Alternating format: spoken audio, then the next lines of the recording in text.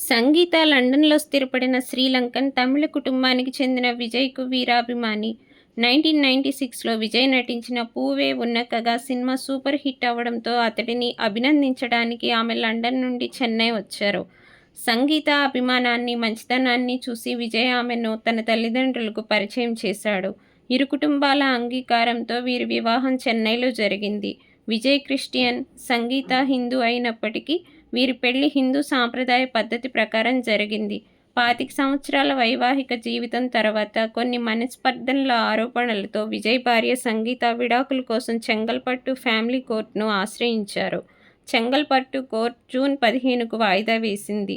ఎన్నికల ప్రచారం కారణంగా విజయ్ హాజరు కాలేకపోయారు. తదుపరి విచారణకు దంపతులిద్దరూ ఖచ్చితంగా హాజరు కావాలని న్యాయమూర్తి ఆదేశించారు.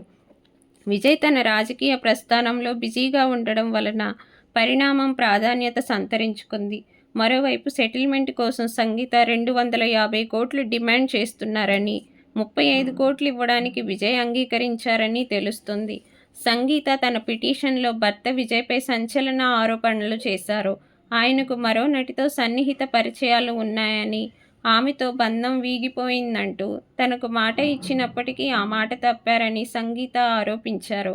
విజయ్ ప్రవర్తన వల్ల విసిగిపోయానని, గడిచిన 2 ఏళ్లలో తీవ్ర మానసిక వేదన అనుభవించానని, గత్యంతరం లేక విడిపోవడానికి సిద్ధపడ్డానని ఆమె తన విడాకుల పిటిషన్లో పేర్కొన్నారు.